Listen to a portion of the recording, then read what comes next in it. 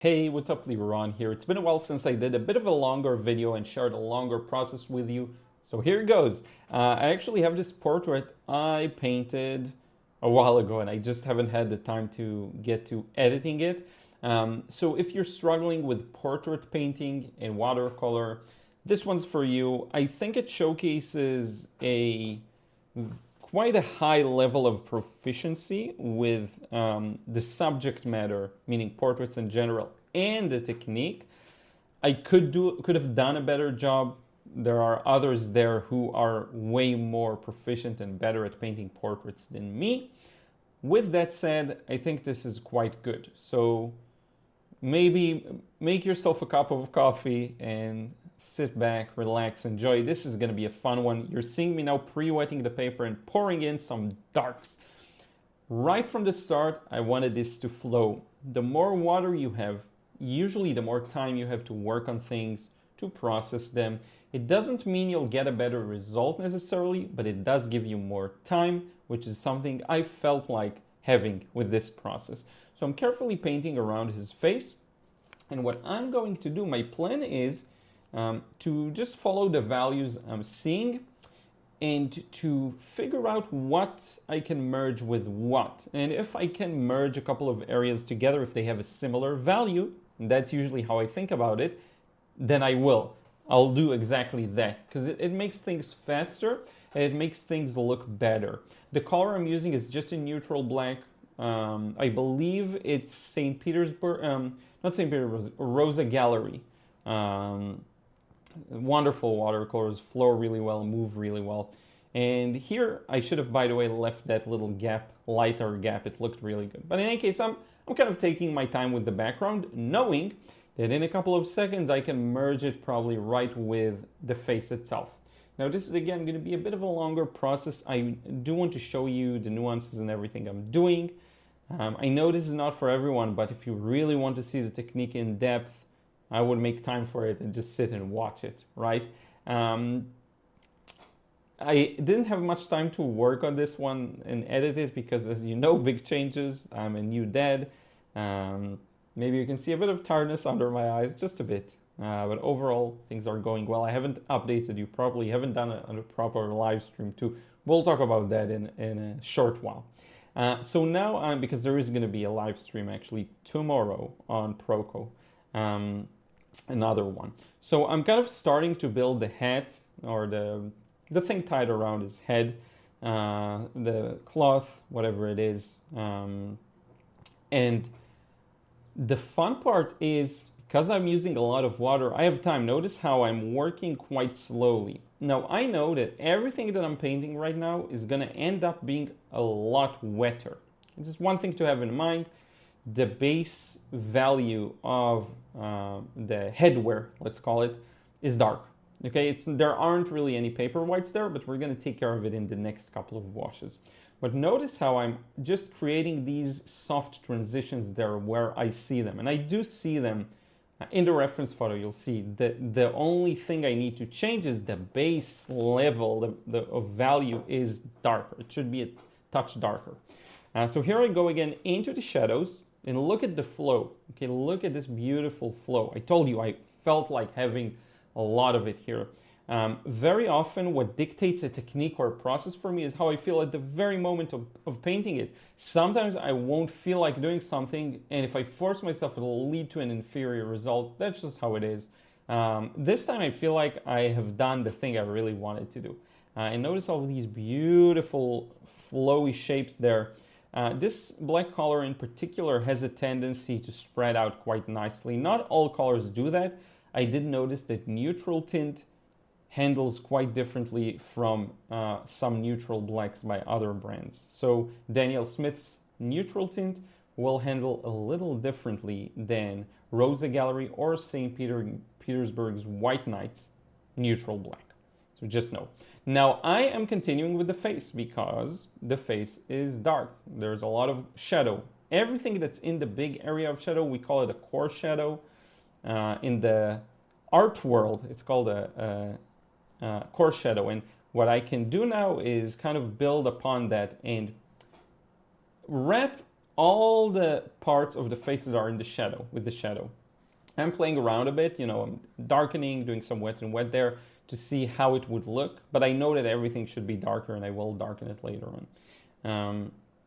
So you see I'm kind of moving my way from the right side to the left side while maintaining flow. Now, everything you see me doing here, if you've been trying to do wet and wet technique and it's hard, you're messing up, you don't get the results you want, first off, know that it's natural. And it's something I talk about quite a lot lately. It's about developing that intuition. It's not necessarily about repetition of technique. Because once you're able to do this once, you'll be able to do it again and again and again. So I don't really buy into the argument of it can take years and so on. I think this kind of a thing, knowing the timing for wet and wet, can be mastered quite fast if you know what to look for. And what you're looking for is how does the water and paint interact together when using different levels of wetness. So right now I'm using very thick paint in very wet areas on paper. What does it do? You'll notice that it moves, but it moves a little less than if I were to come back with a lighter value, right? And these are things that are very hard to turn into guides, step-by-step guides. I think this is a big reason why I still don't have a proper watercolor educational book, right? I have a watercolor book, my 100 Cards Challenge, basically painting a masterpiece. If you do want to find that spirit that leads to making better paintings, do check that out. I'm going to put a link below. I think it's a wonderful way of owning 100 plus of my paintings in print form. So yeah, it's a pretty high quality print too. I quite like it. But I totally missed, I forgot what I was talking about. I'm starting to work, by the way, on the core shadow here. What was I talking about when I mentioned cars and oh yeah, this is why I don't have a watercolor book yet, because it's very hard to verbalize the technique. A lot of it comes down to intuition. I will at some point probably write a book about painting. It may not be a straightforward watercolor tutorial, but we'll see about that.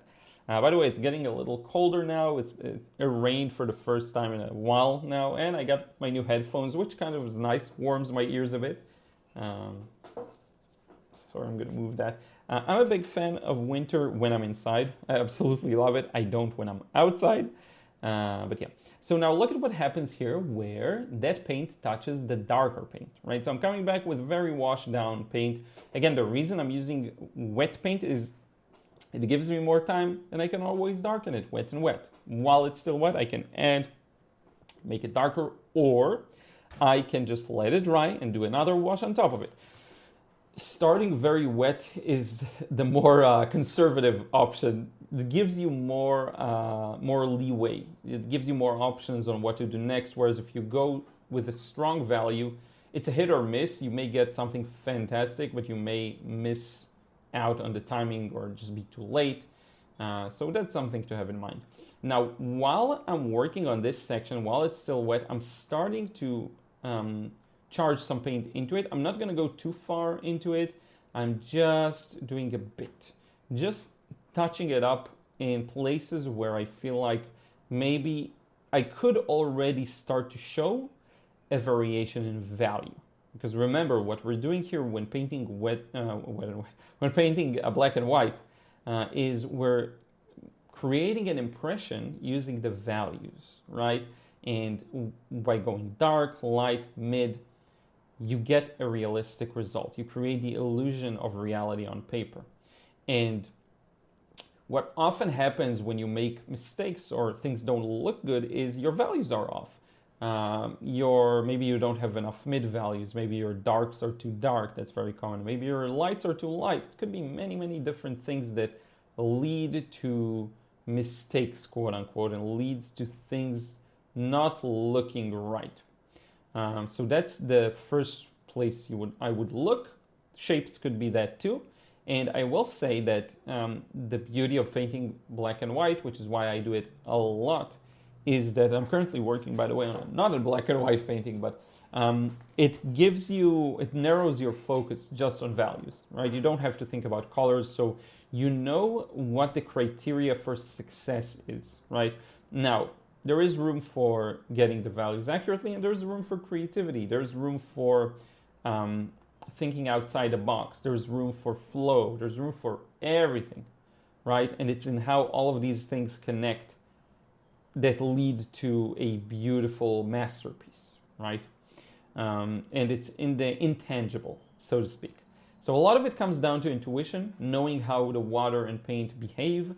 When I put this shape down, I know what's going to happen once I touch the area on the right. I know whether I should avoid it or I could touch it. I know how to create smooth edges, hard edges. Again, the biggest thing I can encourage you to do is explore. Explore, play around with the paint. It's the best way for making discoveries. And I can't really teach you how to explore, and that's the thing. That's where I think some natural talent, not for painting, but natural talent for being self-motivated or self-driven comes into play. Because if you are the kind of person who easily can explore concepts and very freely do that, not that you can't learn it, I suppose, but that's where a lot of the determination that's very natural, not fake determination, whatever you actually feel like doing comes to play. And the more selfish you can be, the better, because sometimes selfishness is, I don't even feel like painting this thing, so I'm going to move on and paint something else. That could be selfishness too. Sometimes selfishness is, I don't like this subject matter, but I like this other thing, so let me paint that. Sometimes selfishness could be, I really don't like these colors, I'm going to use different colors. I really hate the way this blue looks, so let me try a different blue. You won't know what you like until you try it out, right? And that's how you get to where this painting process is. And again, not the best portrait painting out there, but I think definitely shows a high degree of competency. And you'll see soon when I include more details. So I'm working on the area of the nose and the cheek, while being a bit careful to skip the areas that are going to be left paper white. Okay. Now at this point, there are many ways of creating the edges I want. Sometimes I'll pre-wet and then paint. Sometimes I won't. Sorry, there's a bit of glare there on the paint, by the way. Forgive me about that. And sometimes, like what I'm doing here, I like to put some very thin paint on paper in some spots and look at it from afar and see if it looks right. Because once again, using very wet paint, and sorry, I may sound like a broken record, will give you more time. Now, of course, there's the other end of that, which is often a problem for people who are more timid. I personally have not had that problem, but I do see it very often. People who are timid and are scared to go dark enough, so they end up with very washy washes that are mostly, they feel like the tea was spilled on paper, and they call it a finished painting, which, by the way, if that's what you like, nothing wrong with that, but they look at it and wonder, why doesn't it look like the thing I'm painting? Well, obviously it doesn't look like it because it's nothing like it, right? It's not as dark as it should be. It's not as light as it should be sometimes. It's not, everything is just not, it does not look the same. And again, that's if your goal is for it to look the same. It's perfectly okay if it's not. So yeah.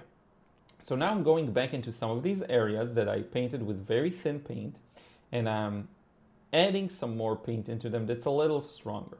So you can see this is a little stronger, and you can tell because you see it once I put it on paper, it stays there. But this is still pretty much laying the groundwork for the proper values and darkness that will later follow. Now, in the past, I might have jumped into a very dark value at this point for the under the chin, and I learned to be a little more connected to what I actually want to do at the moment. And right now, I just feel like building it up slowly. The advantage of doing this is that you can get all the smooth edges down really accurately. Whereas when you go immediately with the dark paints, it's just very hard to get the edges down. It's very hard to blend them on time. So now I have this sort of an area up top where the eyes, where I started getting some details out of it.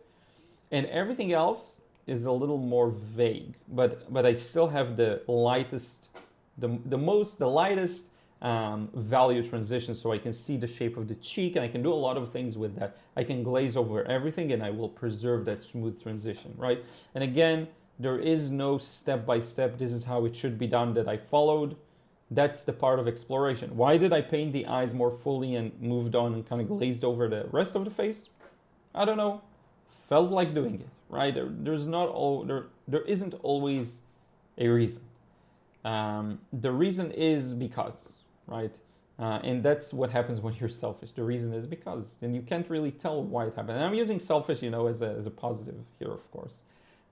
Using it a bit, I don't know if cynically, but like I'm making fun of the word, but it's totally okay. If there's anywhere where it's totally okay to be selfish, I'm going to tell you a secret. I think it's okay in many other instances, but for this instance, it's definitely okay with art. Now, the left side of the white of the eye should also be darker. I'll do that later. And I'm slowly building it up. Again, I can focus on an area. I can work on an area until it feels right.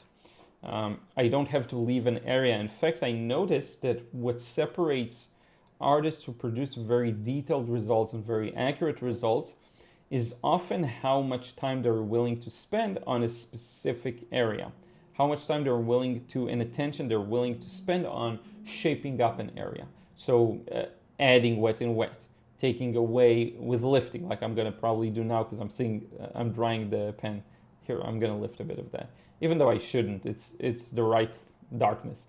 Remember, I'm watching this weeks and weeks, months after I filmed it, probably 3 months after I filmed it. Just didn't have time to edit it. So just know this is how bad I am. Like it's very easy for me to create the video content. What takes longer is to edit it, to narrate it, to do all of these other things. So I always have some videos ready to go in a way, in a sense, but they require something, right, of me. And I have no idea how people afford editors. They're just hiring someone to edit the videos. I'm not there at all yet. Maybe in the future. I'm kind of enjoying editing them as well. So now I'm going to start shaping up the lower eyelid and start, darken it, play around with the shape a bit. And you see how almost it happens, right? The painting, it shows up, which I think is so fun. The painting just shows up on screen. You can see that this part is getting nearer to its completion, right? Whereas the rest of the face is barely there. And that's how you know things are working and you're, being somewhat accurate with your... Here I'm first putting the paint and then I'm gonna blend it with just a wet brush. You'll see in a second. That's how you know things are connecting. You place something on paper and it starts to feel good. It starts to feel final. You'll get that sense at some point. It'll feel real. Very often things will feel detached. Usually that's when it's too light. That's how I view it, at least. To me, when something feels detached, like empty, I haven't gone dark enough. When something is too bold, too abrupt, sometimes it's because I went too dark. And these are kind of my own levers. You have to learn what makes sense for you, what feels like, how to tell what's going on for you, right? I'm alternating between my brushes, but because I'm always asked, I'm using a mix of what you've seen me use now is, this is Skoda brushes. This is the Perla. Don't remember the size. I think it's a 10 or 12 probably. The previous one is Michael Soloviev's bamboo brush from his basic set. Wonderful set. I like it a lot. This bamboo and the one that has hairs split into 4 are wonderful. And yeah, I just, I like so many brands of art supplies, whether it's paints, paper, brushes. A lot can work. I think brushes, being almost an extension of your hand, you can get even more of a variety in the things that do work for you. By the way, one thing I really like is putting a dark and then putting a light next to it. You'll see it to the right of the eyebrow in a second. I'll try and catch it and tell you immediately when it happens. If I recall correctly, it's going to happen soon. But yeah, so my favorite brushes are going to be a Skoda. They're going to be Michael Soloviev's set that I really enjoy, and Lebenson, of course. for Lebanson, we're kind of collaborating, right? And so, not a partnership. It's a collaboration where I market his brushes, wonderful brushes by Tracy Lebanson. He's always busy making new ones because he's always at full capacity orders. But if you want to get some, I'm going to put it in the link below. You can use my code. Here we go. Going from dark to light. And I'll probably extend that shape in a second. That's what I was trying to tell you earlier. I said it'll happen soon. So yeah, I'm going to put a code. I think it's Liron. Gets you, I think, 15% off now, or maybe 20. Don't quote me on that. Check it out. So these are my three main brush brands. I'm a big fan of the bamboo grip in general, which Lebanson brushes are wonderful for. It just gives you, I don't know, I thought I saw a fly in the room and it's not with me. I don't know why I'm imagining things.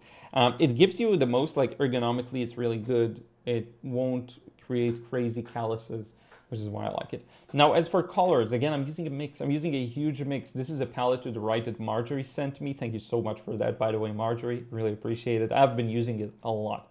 And so I'm always using a mix. I have Daniel Smith here. I have Schminke. I have Mission Gold. I have everything. If there's a color I like, I'm just, gonna use it. Paper. I think this one might be Arch. Cold press. I'm a big fan of Saunders Waterford. I'm a big fan of Bao Hong. Academy, I believe, is the one I liked. I used the rough texture and I loved it. I really, really enjoyed that one. And it's funny how when you really enjoy a type of art supply, it can almost inspire you to make better art. I actually painted some beautiful paintings with that. Now, you see, we're 20-something minutes into the process.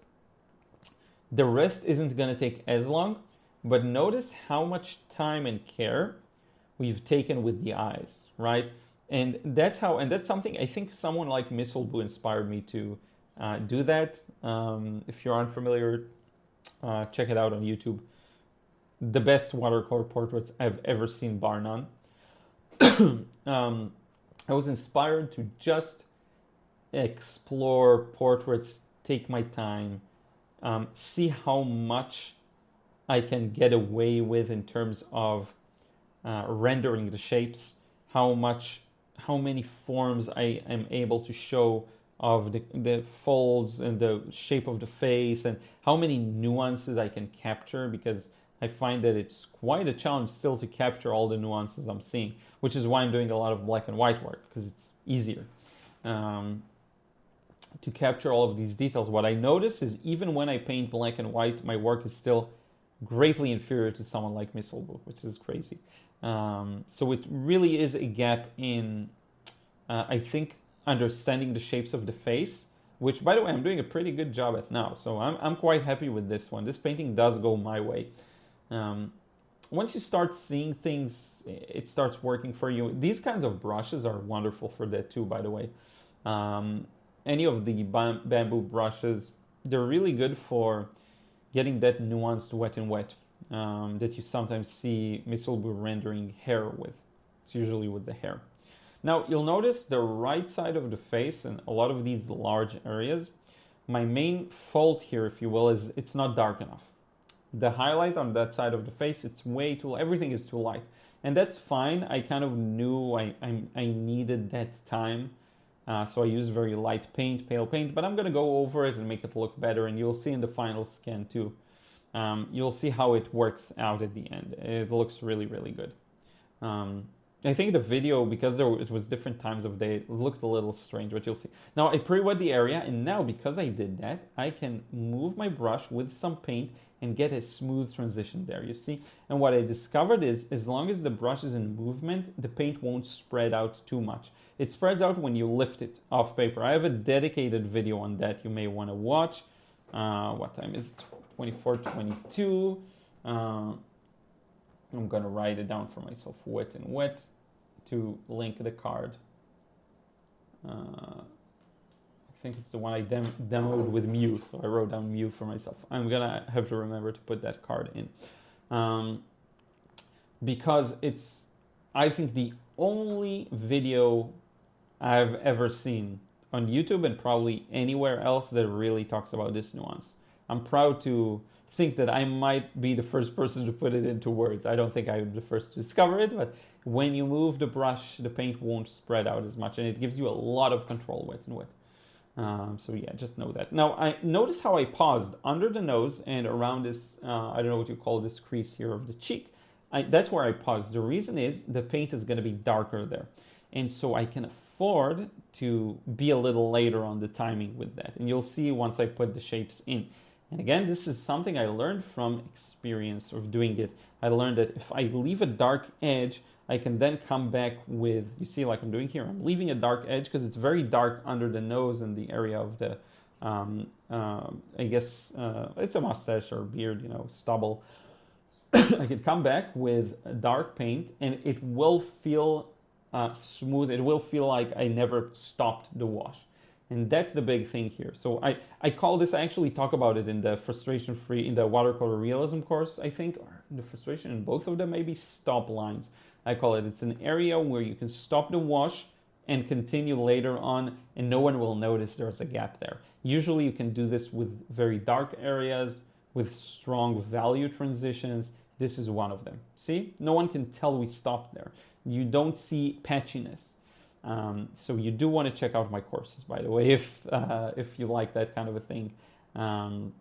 You can still get, I believe, on Proco's website, the bundle, the Watercolor Fundamentals bundle. There, I think there should be like a Black Friday sale, kind of November-y thing, which you can get them both for cheaper than if you were to buy directly from me. So check that out, or you can check out my own links. I'll probably put just all the links below so you can choose. And if you have one of, by the way, I was asked about this, if you have one of my courses, you still have to buy the entire bundle on Proco. So for some people, it makes sense to just, if you have the watercolor, the frustration-free watercolor course, and you want to learn more like something like this, if you want to learn to be more realistic, more accurate, it may make more sense to check out the watercolor realism course, buy it directly from me. It will cost you cheaper. Because I was asked about this in email. I did not pick my nose. It's itchy sometimes because I have hairs in it. But yeah, so I'm super grateful to anyone who checks out my courses. Really, really appreciate it. It means the world to me. That's how we pay the bills around here. That's how we buy food for Ruth. So yeah, I guess that's how we take care of the baby as well now.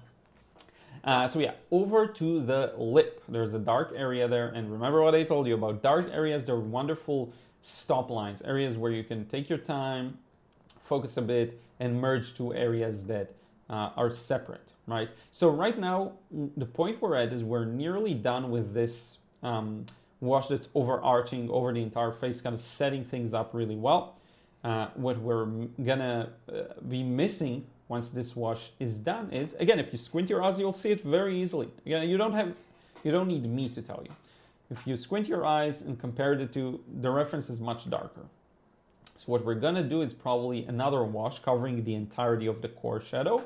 And for some spots, we're gonna have to recreate a soft edge in the layer above. Because think about it this way, sometimes you don't go dark enough, you need to establish the edges again with another wash. But for some areas like that cheek, you can just paint over it. Because the baseline, the lightest area of it, is still too light right now. So we can darken the whole thing, basically. And yeah, you'll notice again, I'm taking my time. I'm allowing the paint to tell me what it's going to do, what's missing. Should I come back with very dark paint? Should I come back with lighter paint? Should I lift sometimes? You see, so I'm trying to establish now all of these shapes here. And it can be a challenge, you know, in real time while the paint is drying. That's perfectly fine, especially in the beginning when the technique, as we talked about earlier in this video, still hasn't fully clicked, right? So if the technique hasn't fully clicked and it's still not intuitive, you might find yourself struggling a bit, and that is fine. That's the thing. There isn't really a struggle unless you make it a struggle. The thing is, it's all experimentation. So if you put the paint on paper, it doesn't do what you want, you'll learn something. Now, where most people go wrong is they don't learn, they forget. They they miss out on all the insights. I'm not sure why that happens, but it just happens. I notice it. I think it's mostly because students don't notice what's happening on paper. If you notice it, if you're really attentive to it, now I'm going in for the kill. I'm gonna go with the darkest darks if I can. If you're really attentive to what's going on paper, you will notice all of these stuff. And I can definitely look at my students so far historically, the ones that make the most progress, and I can think of definitely at least 3 of those. And I'm talking real progress, right? You can tell that they were really attentive to what the paint does. It was probably really important for them to just nail down the thing that was causing them trouble. And the answers are all on paper. That's where you find the answers to your questions. It's all there. That's where you learn everything. You don't go to YouTube in tutorials like mine for that. You go for that for a bit. Like if sometimes you don't know what you don't know, which is fine. You learn something you didn't know. Sometimes you just want some inspiration, sometimes some entertainment. That's perfectly fine. But at the end of the day, the true growth is in the experience. But yeah, I've been talking about that for dozens of times in multiple videos, so I don't want to bore you with that. But yeah, so I'm starting to establish the shape of the jacket. I really like this kind of it's a combination maybe of, I don't know if it's leather and just cloth, but I like the way it looks. I had a similar one that I really like. And what's fun about this bit, I don't know if you can relate, but if you've painted a lot of people like this, where it's the face and maybe some of the, upper body or maybe a bit of their clothes, once you're kind of done with the face, even just for this particular wash, it's so much easier to paint the clothes. It's so much freer. It's easier. So you go ahead, you put a bunch of random shapes, and it ends up sometimes working better. That's not because you have a better understanding of clothes than you have of faces. Usually, and it's not even because faces are inherently tougher to paint, which they are. I think it's because of the freedom. If you find your freedom in painting, you find the things that make you want to express yourself on paper, it just leads to better results. There is a reason for that. Who knows what it is, right? I just find that when I'm free and I'm painting more freely, like this jacket that, I have less to lose. It's in the edges of the painting. I just tend to be more expressive, be quicker, everything. With that said, we are alternating between the clothes and the face. So yes, we have this, again, lovely deep shadow there. And now we can merge pretty much the shadow with the clothes in the background. They're behind, so not really background, but behind. So, if 2 areas have similar value, you can just mix them together. Just let them meet each other, and it just works out. If it's different values, depending on what you're trying to achieve, right? But if what you're trying to achieve will be conductive by letting them meet, then you let them meet. There's a lot of, again, you can start to turn it into a very technical thing. What I find is, again, the answer to everything is in that intuition. And I think so far, I've been really sinking my teeth, so to speak, into this process, which is why it ended up a little better than a lot of my portraits. Of course, there's a lot to improve, but I think I really allowed myself the time it takes to render things. And when I say render, I just mean paint, right? So to paint the different shapes of the nose, the different planes of it. And now that I'm looking at it, I'm seeing all the things I could have done better, of course. And I'm seeing all of the little mess ups and all the things that need to be darker. But that's because I grew as well as a painter over the last couple of months. This is something I tried doing, showing a bit of the strings. Didn't really work. I don't remember if I leave it in, but it's just there's no real rhyme or reason to it. So it's you can ignore it. I'll probably blend some of it. By the way, if you're curious about any of my supplies, you can find the main ones in the description box. you know, for the palette, the paper, the brushes, paints. Paints aren't always up to date because I'm changing things a lot, but you will have a lot of what I like using. So be sure to check that out. And also, it's going to lead you to affiliate links to Amazon. So if you purchase, I make a commission, you pay the exact same price. So just know, if you want to buy something on Amazon, if you do me a big service and a great favor if you purchase through my links, even if you don't purchase the product I linked. I think if you click the link and then buy something, continuing the journey on Amazon, it still gives me a commission. So thank you so much for that. It's a nice pocket change every month. It really is probably one of my smallest sources of income. Really small. Like, you know, a couple of tens of dollars a month. Let's just say. But yeah, it's something nice on the side. And you know, I like recommending the things that I find helpful. So you see, I'm starting to do small touch-ups, right? There will be an overarching wash that covers everything and darkens everything because it's necessary. The thing to understand is if you're looking at this and you don't see a very, very clear separation of light and shadow, if that's not there, you're probably missing something. Your darks usually aren't dark enough. That's sometimes something, more rarely you maybe have painted over highlights, but for the most part, you see how the cheek here on your right side, when you look at it, but his left cheek, to us it looks like on the right, is almost as light as the highlights, and that should not happen. There needs to be, if you want to get the same effect as in the photo, there needs to be a clear separation between light and shadow, and you will see it develop. Unfortunately, the videos, again, I filmed it in different times of day, so the video is visual. I'll try fixing it in post, we'll see. But I don't know if it'll work out. It may look a little strange, you'll forgive me, but you'll see the final scan and it will all make sense.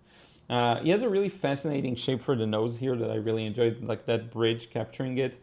I find it has a lot of character. I find that, you know, you see I never paint like babies and really young people.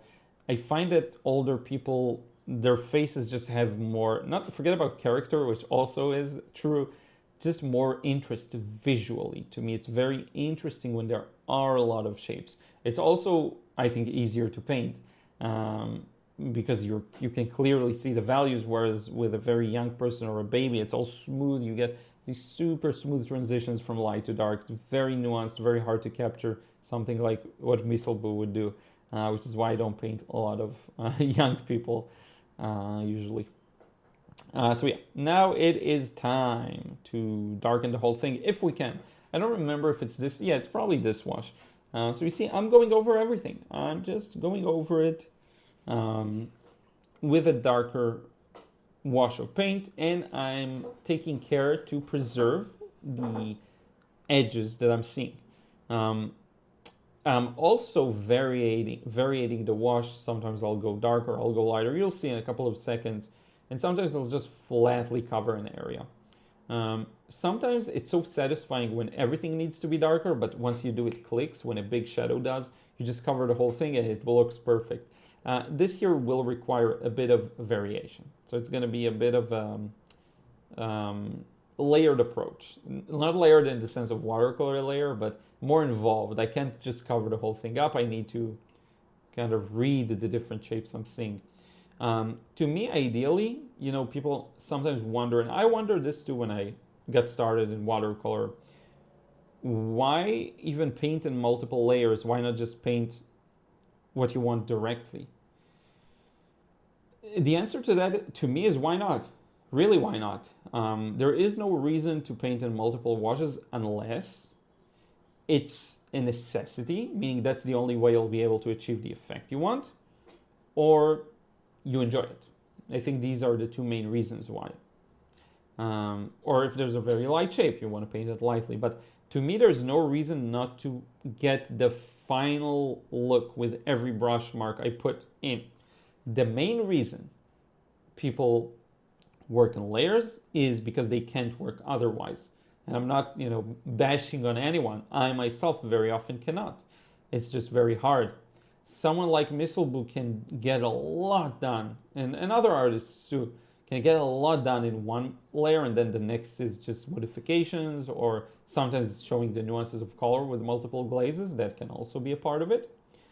But for the most part, no BS, between you and yourself, between myself and I know that the reason I haven't gotten all of these values right the first time is just a lack of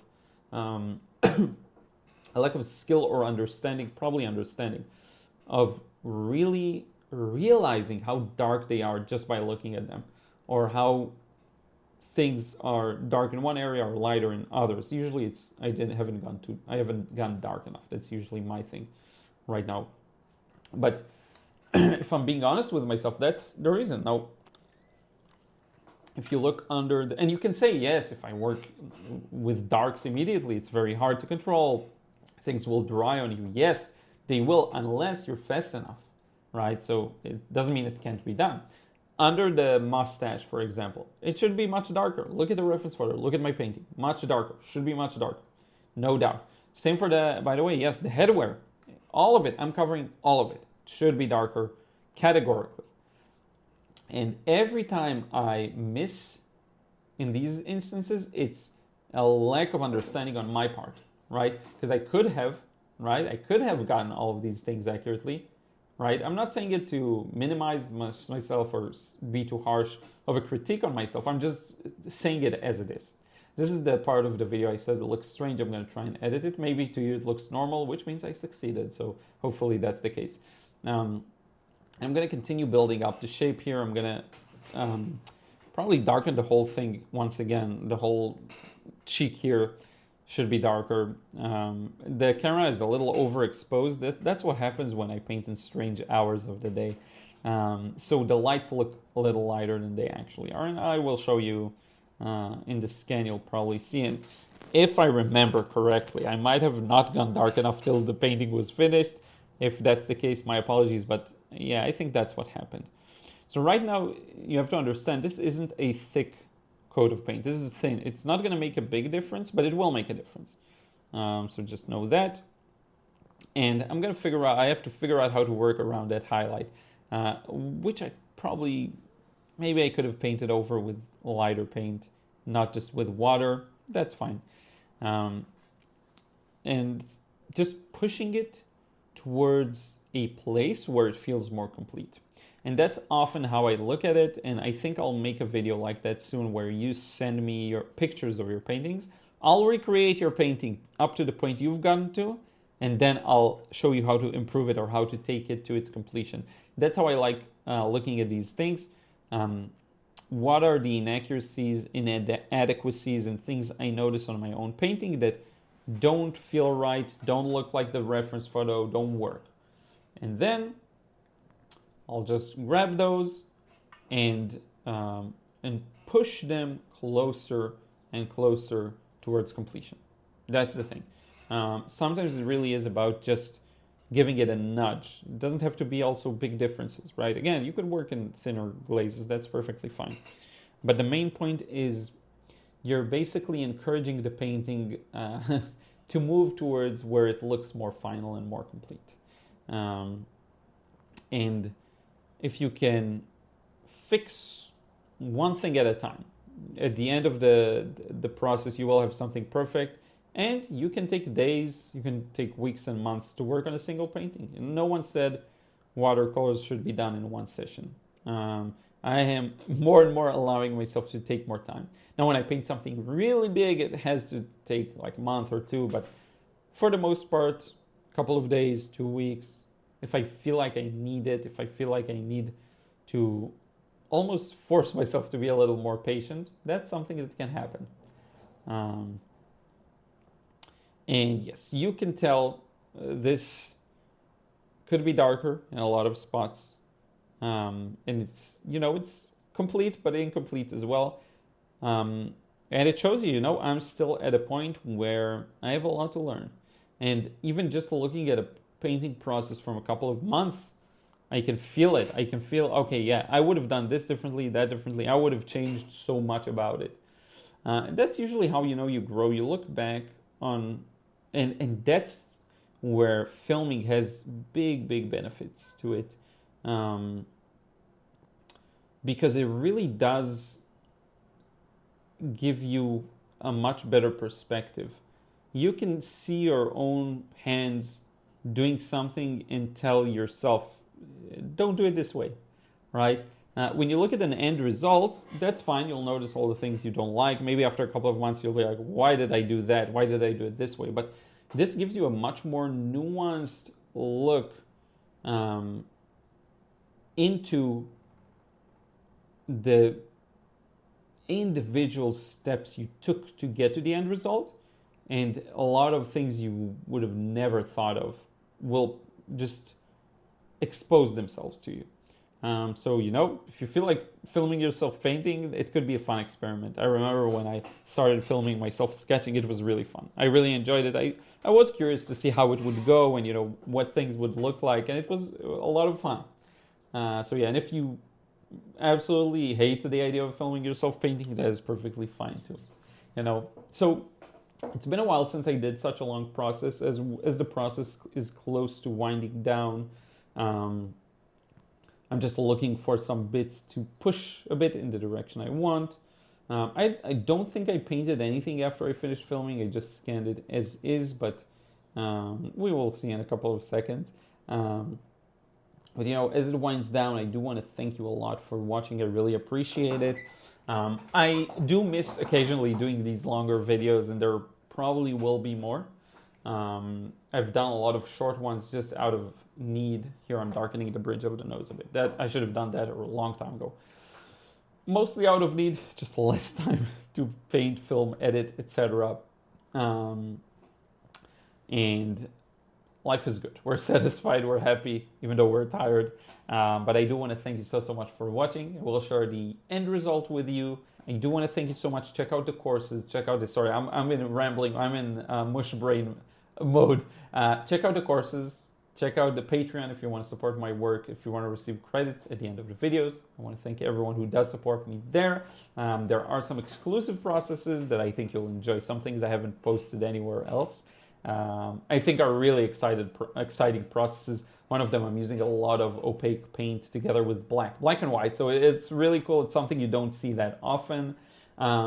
Check out again, if you want to see the courses over on Proco, that supports me greatly as well. We talked about the Cars book on Amazon, if you want to go ahead and check that out. And I will thank you so much and catch you in the next vid. Oh yeah, there was one thing I forgot. I wanted to mention tomorrow live stream on Proco's channel. We're gonna probably link to it somewhere here. Maybe I'll have this. Can I have this video link up to it? I don't think I can.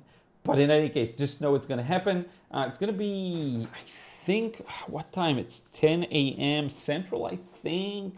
I know it's 8 p.m. my time. So that's what I know. I'm gonna demonstrate some bards. It's gonna be a fun one and some chit chat and answering questions, all of the good stuff. But in any case, thank you so much. We'll see you in the next vid. Take care.